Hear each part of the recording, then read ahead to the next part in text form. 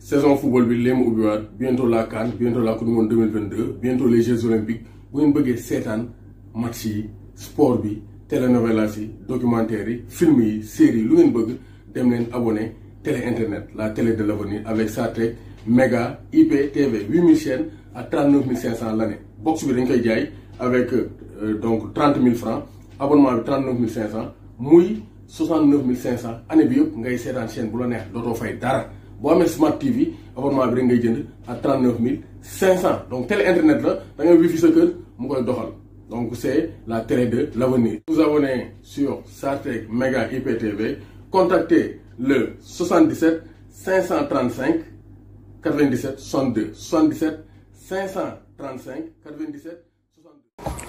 Bonsoir à toutes et à tous, bonsoir à tous les suiveurs et à tous les inconditionnels de Grégoire Omnisport doomu Gaynde Ndiaye warul tiit warul ragal namoon naa leen démb y avait pas eu de vidéo parce que Grégoire démb dama doon anniversaire c'était la fête donc mënu ma woon def vidéo donc c'était une journée consacrée à l'anniversaire de Grégoire maa ngi di bëggee bu baax donc tey dañuy ñëw wax ci équipe nationale du Sénégal parce que xam nañ ne CAN bi yegg si na ba pare on est au mois d'octobre bientôt la fin novembre décembre après janvier donc déjà war nañoo jouer 11 14 novembre 15 mois de novembre war nañoo jouer les 2 derniers matchs pour les éliminatoires donc Aliou Cissé war naa xool yan jour la war a woo ak nan la war a mën a préparer CAN moo tax on va voir l'état de forme des joueurs le temps de jeu des Lions du Sénégal parce que casse-tête là pour Aliou Cissé c'est un énorme casse-tête pour Aliou Cissé parce que donc il y a beaucoup de joueurs yi Aliou Cissé di convoqué amuñu temps de jeu est-ce que ñooñu nañ performant est-ce que ñooñu nañ am fraîcheur certes mais est-ce que nañ performant est-ce que seen automatisme yi nañ développé est-ce que bu ñu ñëwee ñu mën a faire face à l'adversité face à des équipes qui ont des joueurs qui sont en pleine compétition c'est ça la grosse question donc on va démarrer donc par les joueurs du Sénégal au du Sénégal actuellement ñoo xam nañ ne gagné CAN la mais on ne doit pas tomber dans le piège war ñoo tomber ci piège u ay Sénégal mooy favori à chaque fois noonu la ñuy def jël favori bi yenn ñu ko naan Sénégal favori Sadio Mané yooyu dañ ko teg fële première nation FIFA certes c'est bon avec le tirage des poules les chapeaux on évite certains gros mais Sénégal première nation africaine Sénégal favori na jël teg na le xam ne gagné guñ dara ñu gëm suñuy valeur xam ne Aliou Cissé xam ne dafa war a liggéey supporter xam ne war nañoo mën a supporter jàppale équipe bi ñu dem CAN jéem a gagné mais le Sénégal est favori derrière l'Algérie man gëm moo yooyu tant que jël ñu CAN mun ñu fay nekk favori sur le papier te doo gagné dara amul benn sens dañ bàyyi jeu boobu yenn équipe ñu ngi defaru noppi gars yi nag bu ñu ñëwee Sénégal favori c'est l'Algérie est favori te nañ 31 matchs sans défaite ils sont tenants du titre non ñu mën nga ne ils sont favoris mais Sénégal nañ def ndànk waaw neexaguñ favori gars yi donc nañ bàyyi wax jooju donc du point de vue des gardiens Aliou Cissé amul problème parce que les gardiens sont compétitifs Edouard Mendy 10 matchs avec Chelsea donc am na 12 matchs avec Rennes Alfred Gomis Seny Dieng am na 14 matchs avec Queen's Park Rangers donc góol bu mu teg yaakaar naa dina mën a gérer camp yi parce qu'ils sont talentueux ils sont compétitifs parce qu'on va vers une compétition on a besoin de joueurs compétitifs par contre si défenseurs yi y a des problèmes d'abord latéral droit bi Bouna Sarr teg nañ ko gis nañ ni am na ay aptitude mais temps de jeu il joue pas 146 minutes le jeu donc Bundesliga donc ça c'est peu donc 146 minutes en 6 rencontres donc c'est pour dire que Bouna Sarr donc 9 fois 6 54 sur 540 il a joué donc 146 donc c'est peu pour un joueur donc qui postule pour l'équipe nationale du Sénégal même si apporter mën nañoo apporter dara mais du point de vue temps de jeu c'est faible Ibrahima Mbaye moom il joue presque pas 54 minutes en 8 journées 8 fois 88 8 fois 9 72 720 minutes le gars bi joué équipe am moom mu joué ci 8 minutes donc mu joué 54 minutes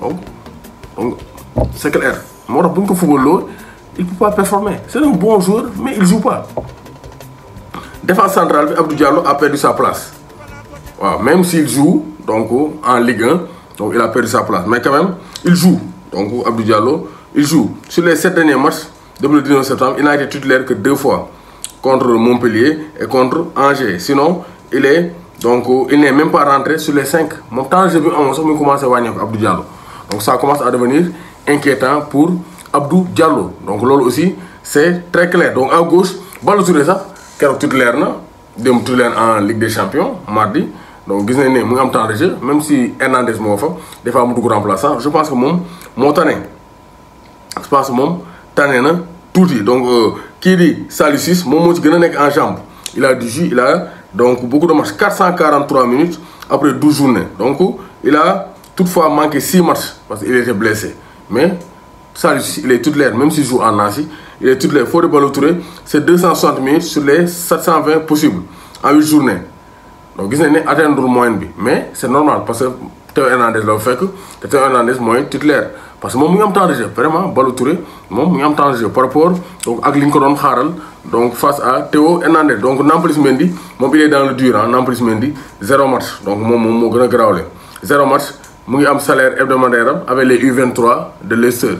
Moi, je joue avec U23, mais est-ce que ça va lui permettre de maintenir son très haut niveau? C'est ça la grosse question. Voilà, Nampalys Mendy, 21 minutes, donc 19 au stade. La Dior. Donc, tu vois, Nampalys Mendy n'est pas compétitif. On n'a rien contre lui. Moi, Aliou 5 titulaires devant les Kouyaté. Parce qu'au moins, Kouyaté mouille, même si Kouyaté commence à devenir remplaçant. Actuellement, il commence à être top banc. Donc, il commence à être remplaçant. Donc, contre Brighton, il a été remplaçant, 18 minutes de jeu. Et contre Arsenal aussi. Donc, il n'a pu se contenter que de 23 minutes actuellement, mais il commence à être remplaçant. Mais quand même, donc, comme il joue, il est expérimenté. Donc, c'est le cadre de la tannée. Je pense que pour Kouyaté, donc, il n'y aura pas de problème. Il sera de la partie pour la CAN. Donc, ça, c'est très clair. Donc, Boulaye aussi, quand même, il est interpellé. Parce que Boulaye, nous sommes attaquant numéro 1 des Lions du Sénégal. Mais il s'est blessé, il est à la compétition, il a perdu sa place. À Villarreal, Famara donne un triplé, d'où le 4 buts lors des 2 dernières confrontations. Donc Boulaye aussi, quand même, c'est compliqué. Donc, même si je pense qu'il faut faire partie du groupe, mais quand même, faire partie du groupe, mais il faut jouer, il faut être compétitif, il faut avoir de la confiance. Parce que le fait de jouer, d'enchaîner minutes, d'aller avoir confiance. Bon, 10, il y a 30 ou 25. Mais si tu ne joues pas, pour nga ag 20 ou 30, donc tu 10 ou 8 ou 7. Donc c'est pourquoi en compétition, il faut solo. Donc ça c'est très clair.